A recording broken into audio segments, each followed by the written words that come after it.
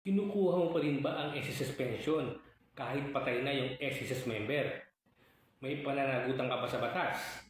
Pwede ba makulong ang mag-withdraw ng pension ng SSS member na patay na?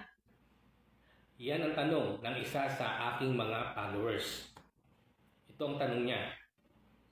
Halimbawa po matagal na patay yung SSS pensioner tapos hindi agad na-report ng asawa nung namatay tapos tuloy-tuloy pa rin ang kuha niya ng pension nung namatay na. May kaso po ba siya? Kung meron man, ano po ang kaso nun? Napakagandang tanong niyan dahil maraming gumagawa niyan. Ito po yan. Kung patay na ang SSS pensioner pero patuloy pa rin kinukuha ng asawa o ibang tao ang buwan ng pension kahit alam niyang wala na dapat matanggap dahil namatay na ang pensioner, ito po ay labag sa batas. Ano ang pananaw ng SSS? Sa rules ng SSS, ang retirement o disability pension ay natatapos na agad sa mismong araw ng pagkamatay ng pensioner. Kung may asawa at dependent children, dapat i-report agad para ma-convert ito into death pension or death benefit. Kung hindi na-report at tuloy ang kuha ng pension, itutulong ito ng SSS bilang overpayment. Kung nalaman ng SSS, sisingilin nila lahat ng pension na nakuha mula sa petsa ng pagkamatay ng pensioner hanggang sa mai-report. Meron pong legal na pananagutan. Depende sa sitwasyon. Pwedeng pasukan ng mga kaso gaya ng falsification or fraud.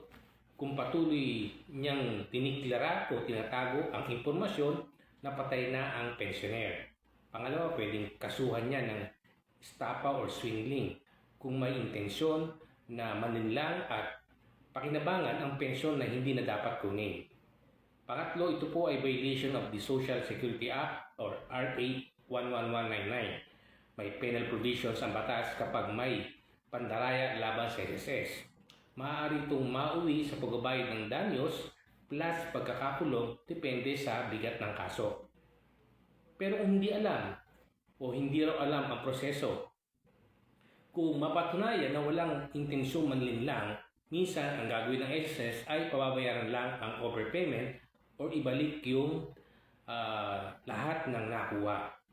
Pero kung matagal na at malaki ang na-withdraw at may ebidensya ng pagtatago, pwede pa rin siyang kasuhan ng fraud o estafa. Tandaan natin, obligasyon ng asawa o pamilya na i-report agad ang pagkamatay ng pensioner.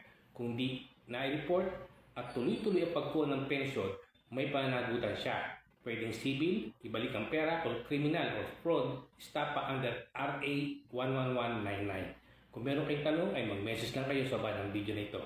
See you on my next videos.